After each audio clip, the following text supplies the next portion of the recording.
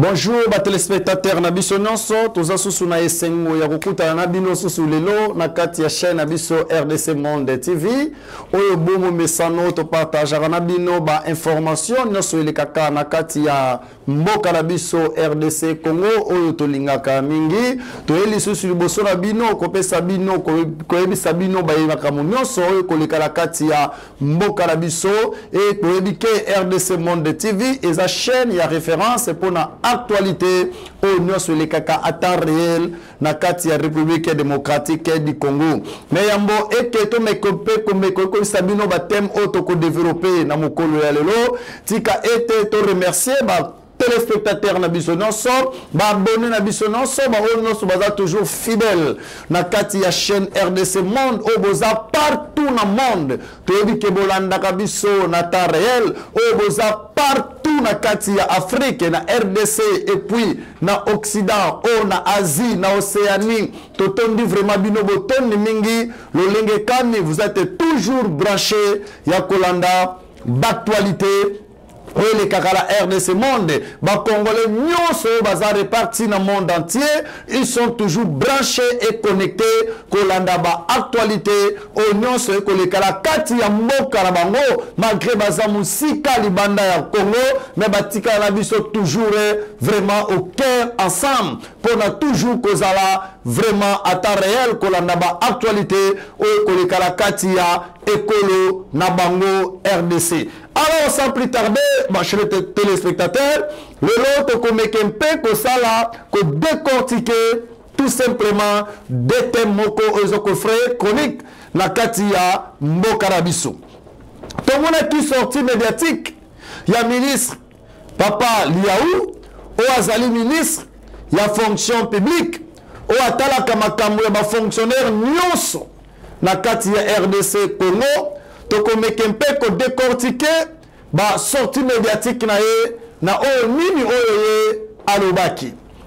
Toko mekempe chers téléspectateurs ko sala lisusu ko informer bino ko sala analyse ensemble avec vous Bemo Mesano ndenge tomoni ba concession religieuse nyonso ya mboka na biso ba s'engager derrière le nouveau gouverneur de la ville-province de Kinshasa, Papa Daniel Bumba, pour accompagner par rapport à vision oyo ye atalisaki na kati ensemble provincial ya Kinshasa lolenge kani ye akosala pour ville à Kinshasa ezwa image mususu yasika bandeko tomonaki ministre VPM ya fonction publique Papa Liaou oya kipaka makambo nyonso ba fonctionnaire ya mboka na biso la fonction publique auti kosala ba sortie médiatique auti koloba na kati ya ba média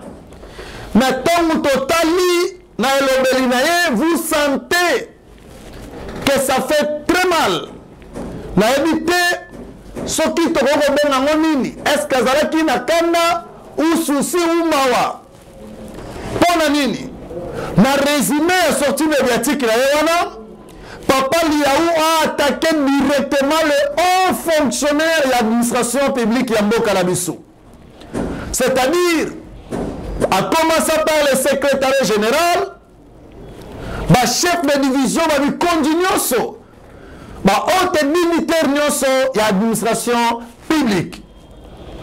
Alors, Binini, qu'est-ce que ça la passe? Selon la vision du chef de l'État, on a confié une mission Mounene.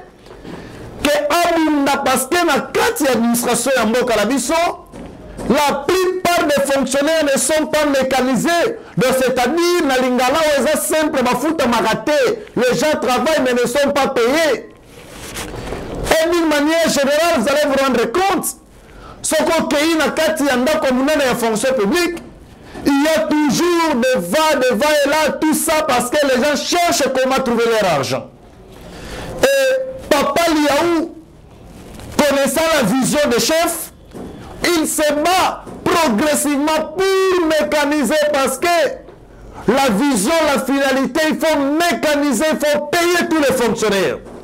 Car quand une personne travaille, il mérite quand même son salaire.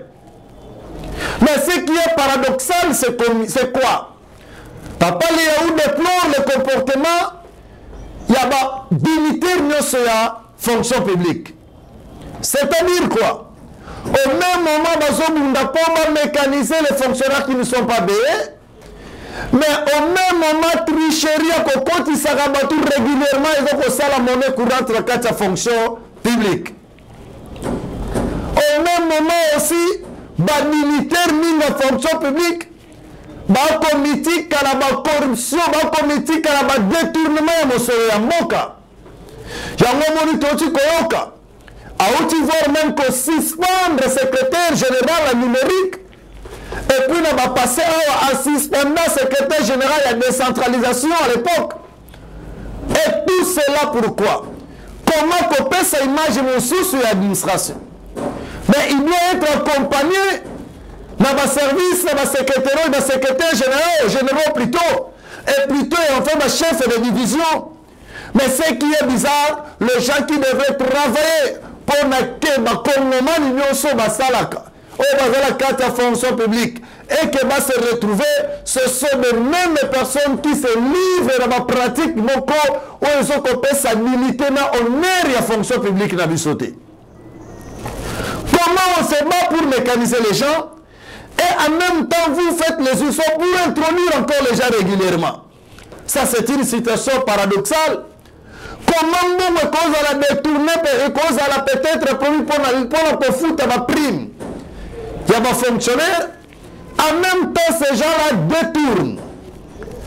Il y a un moment Papa Liaou, il est allé plus loin désormais que l'administration publique est Nyoso. Maintenant, nous allons assister sur les histoires de liste de présence. Parce qu'on s'est rendu compte à un certain moment, les fonctionnaires des fois touchent l'argent mais ne travaillent pas. Il y a un slogan à Katamboka la Bissoa. Quel est comme un fonctionnaire? Parce que l'imagination collective de tout Congolais, si tu as un travail dans la fonction publique, c'est comme si tu te reposes. Au fond, mais tu bénéficies d'un avantage nyoso aux alliés dans la fonction. Et peut-être régulièrement, et ces gens-là ne bénéficient pas de leur salaire.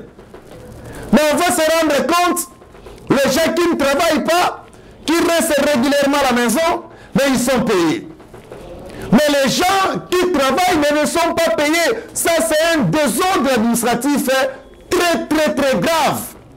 Yangomoni, Papa Liaou, désormais, les fonctionnaires nous sollicitent ses représentances, ou d'une manière trimestrielle, vous envoyez au niveau du bureau, du cabinet, pour comprendre qui travaille, qui ne travaille pas.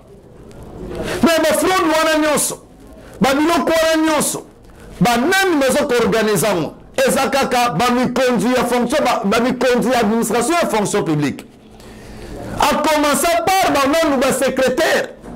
C'est grave parce que quand tu es secrétaire, c'est toi qui dois harmoniser et organiser l'administration. Mais au lieu d'organiser l'administration, mais la plupart des secrétaires, c'est eux qui sont à la base. Il y a des ordres de la carte d'administration et la fonction publique.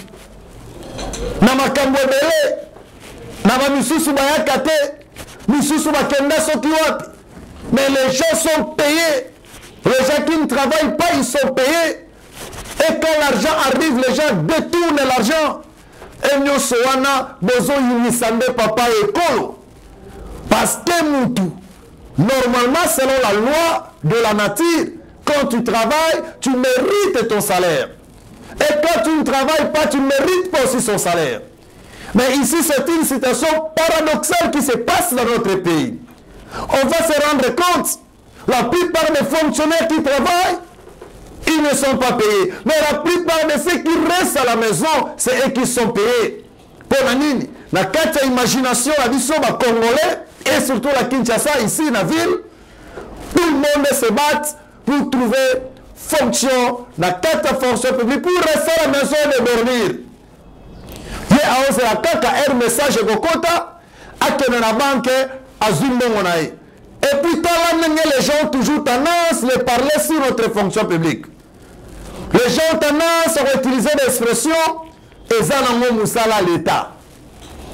Ezanango Moussala l'État l'inkolaksanine. Na koko kende soki na lingi, na koki koya soki na lingi. Comment on peut imaginer quelqu'un qui arrive au bureau à 11h et 13h il quitte le bureau et il part? Tout ça pourquoi? Parce que personne ne contrôle personne. Tout ça pourquoi? Parce qu'il n'y a pas l'organisation.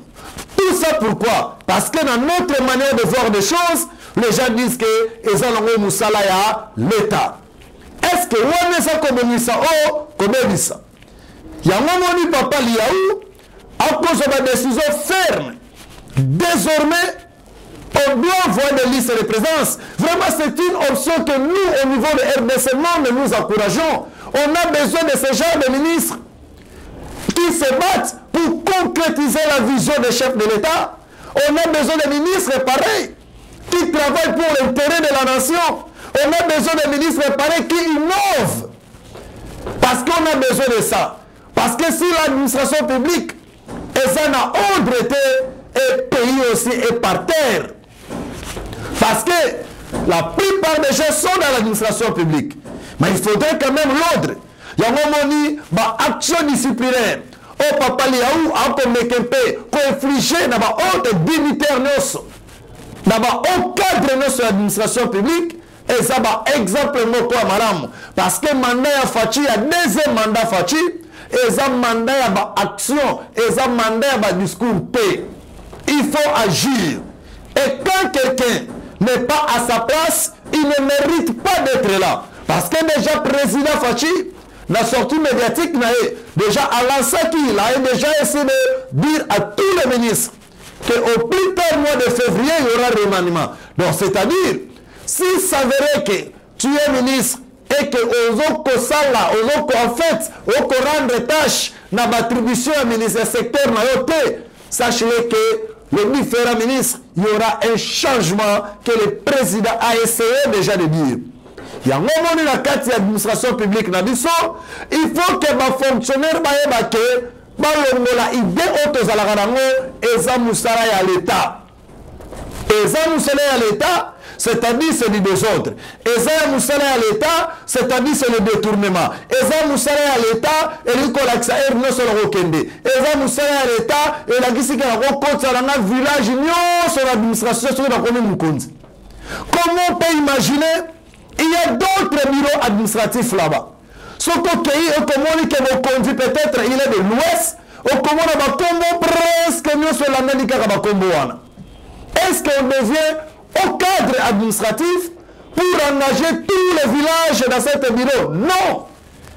Est-ce que quand tu es au cadre, tu es là pour organiser l'administration et non de détruire encore l'administration? Il y a un autre félicité Papa Liaou. Dans l'initiative, dans l'action disciplinaire, pas me conduire d'abord, parce qu'il faut prêcher par exemple. Ceux qui ne prêchent pas par l'exemple, et cette désordre va persister toujours. Vraiment, c'est vraiment quelque chose à encourager, c'est quelque chose de très important.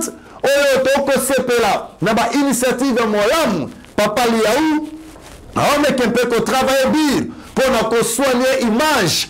Ils ont la carte de l'administration publique congolaise parce que cette administration nous cause trop de problèmes. Cette administration, et cette administration, les gens ne veulent pas travailler, mais les gens veulent seulement gagner l'argent. C'est ça la culture congolaise. Peut-être les téléspectateurs, on s'examine au moukier, et on va parvenir à Bissanga. Ceux qui ont montré que l'administration congolaise, la fonction publique, attends moi, on a l'ibumou déjà sur le numéro matricule. Attends moi, on a déjà mécanisé.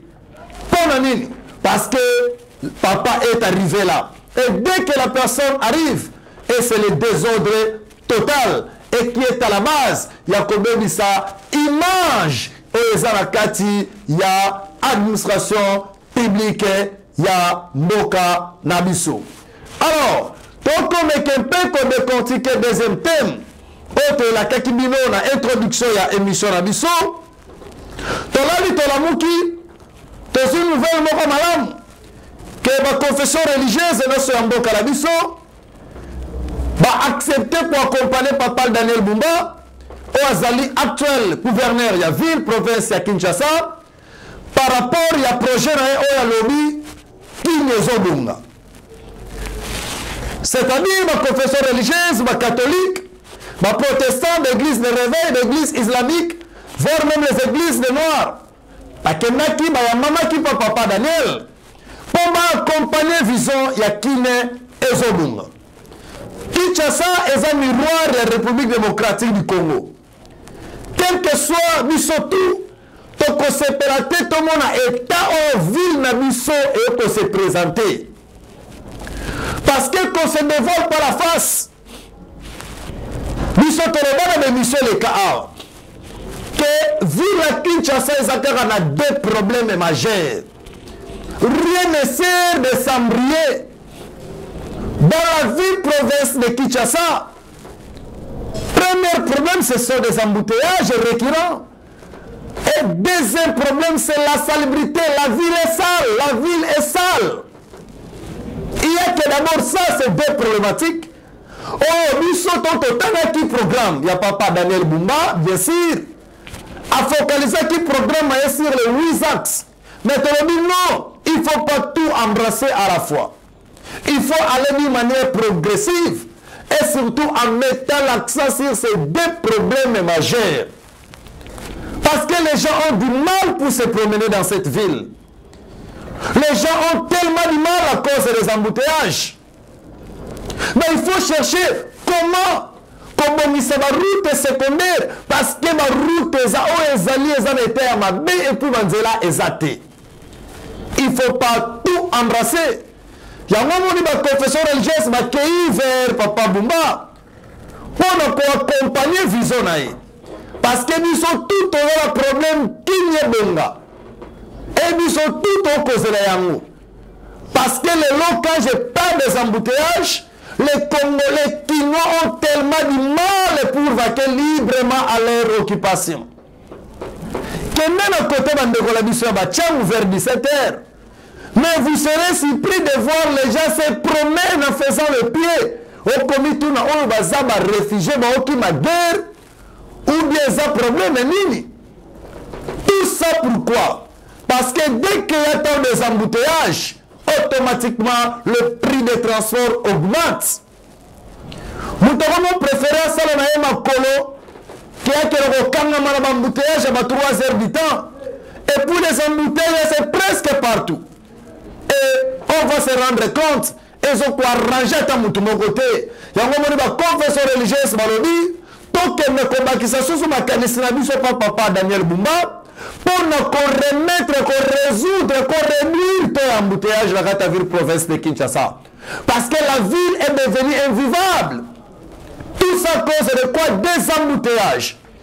Au comment on a monté la ville, à comparer que tout le monde se trouve à la Katia Prov et la Katia Capitale, comment vous arrivez à vivre ici? Parce que c'est difficile de se déplacer. Très compliqué de se déplacer. Et à côté de cela, les poubelles, prédécesseur de Papa Gentini Ngobila, quand il a laissé les fauteuils, il a fait un discours que moi je n'ai jamais aimé. Quand il a déclaré ceci, que Bafoulou Oyatiki et l'équipe Bafoulou Oyakuta. Et Papa Daniel, tu as que mon discours un jour ne peut tenir, le jour que tu vas laisser la ville. Il faut remarquer, na réduire sensiblement Bafoulou, na résoudre le problème de la salubrité. Parce que les miroirs, les images à Kinshasa. Mais quand Kinshasa est sale, les gens directement débutent pour dire quoi? Que le Congo est sale.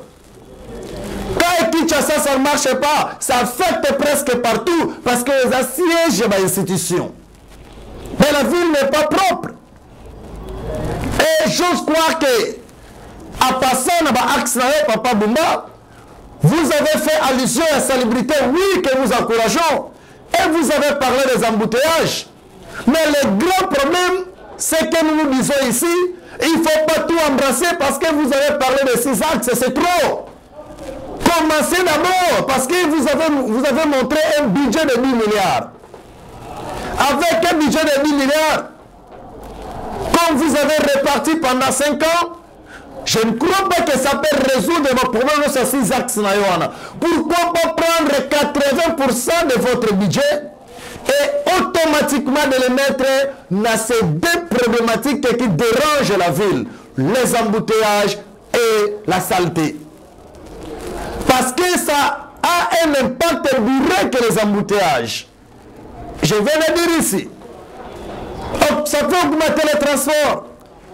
Batu bazoe bakizute o bakomo bala Kinshasa na Kinshasa babimaka lisusu na mbongo transport exacté parce que les transports, les prix augmentent. Ça dépend du moment, ça dépend du temps, ça dépend des jours et ça dépend des semaines. Itinéraire prix fixe dans la lisusu te. Et tout ça, si tu poses la question, excusez les téléspectateurs, les gens vont dire que aux hommes on était tous les ans bloqués dans l'embouteillage. Et il y a un ami qui m'a dit, Gilles, c'est comme si la Kinshasa, nous commençons à travailler uniquement pour les transports. Pour gagner. Et ce que le cas que la dépense et le transport. Les transports nous coûtent sensiblement. Mais ce qui est ville et comme nous avons un niveau pour arranger ma route secondaire. Les routes secondaires existent. C'est juste une question de mettre la volonté et qu'on désengorger la ville ou en annonce. Et qu'on permettre que tout le monde va librement. Et les gens qui ont des véhicules, ils ont du mal à se promener. Il y a des autorités qui commencent à monter sur des motos parce qu'ils laissent même leurs véhicules. Parce que c'est compliqué pour eux se vaquer librement. Les embouteillages commencent voire même à partir de 5 heures. Nous avons très tôt matin pour éviter l'embouteillage. On a mis 6 heures embouteillage. Et tout ça, ils ont un problème aux la Katia ville Nabiso. Des poubelles presque partout. Il y avait un projet à l'époque.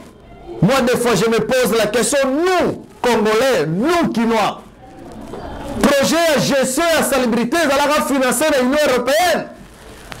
Tout le monde qui ma station, ma poubelle, ils allaient déposer presque par-ci, par-là. Quand le projet est parti, nous-mêmes, on n'a pas pu gérer ce projet à poubelle. Mais comment? Il faut juste la volonté. Il faut mettre la volonté. Ce n'est pas de la magie. La ville, écoute ça comme solo. La ville, elle a ma recette non. Mais nous devons mettre la volonté quand même. Quand la ville est sale, ça ne donne pas une bonne image. Quand la ville n'est pas propre, ce n'est pas bien habité. Il y a des maisons qui sont tout près à ma poubelle. Et conséquence, c'est quoi? Et ça typhoïde. Conséquence, c'est quoi? Et ça va moustique. Et les gens vont passer tout le temps dans les hôpitaux. Or, il n'y a pas l'argent. Les gens sont aucun n'a polyclinique la dissonance. Auquel on va dispenser 80% de problèmes malades des malaria. Or, ailleurs, les gens n'en parlent même pas de ces problèmes de paludisme. Parce qu'ils ont réduit, ils ont essayé de beaucoup travailler pour qu'on quitte ça, qu'au début, Colongola, de s'autopemer la population. Il y a un monde à la base. Il y a Biloko, Nyosoto, Cité, Kati Awa. Donc, et qu'on ça la passe. Non seulement qu'on ça la passe, mais ça va proportion pour te l'unimboka. Le lengue que ma confesseur religieuse, qui est au monde papa Daniel Boumba, pour ma paix, ça est ma piste et la solution.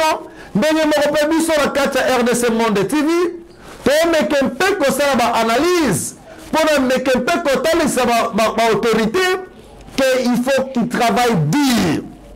Pour que ville, Tokoma, la dimension au Barobaka, là où il fait beau de vivre. On a besoin que ville n'abusseuse à la soin. On a besoin que l'embouteillage est ici là. Papa Daniel Boumba, pas ici là, mais qu'on réduise l'embouteillage. Parce qu'au monde, partout, il y a des embouteillages. Et c'est là qu'il faut une politique moyen bien. Ce qu'on peut mettre en place pour permettre que Makamu cité Mibale Awa. Et je pense, tant que confesseur religieux de mon papa Daniel Boumba, j'ose croire que bon mais quelqu'un peut que ça la analyse moko pertinente entre bango pour bon mais quelqu'un peut que ça la proposition moko ya malam pour na que ville province ya Kinshasa et comme ville moko ya malamu et comme ville moko ya propre et comme ville moko ya kimia et comme ville moko ya esengo et comme ville moko ya malamu et yango tomoni déjà gouvernement ya papa Daniel et bimi déjà gouvernement provincial il faudrait que ma ministre nyonso oboza na kati ya ba responsabilité ya oyo bakopesa bino bosala musala malam. Vraiment, nous disons encore une fois de plus, merci à nos téléspectateurs Nabisonyoso, au Baokolandarabiso partout au monde. Nous disons merci à maman Pauline Lumumba, qui est la présidente de l'association de ce monde. Nous disons merci à papa Adolphe na côté technique. Et puis, tout ce Peri Makasi, Nanyoso Obo Kontinaka, Kosala, Pona, Biso, na Kolanda Biso, régulièrement, na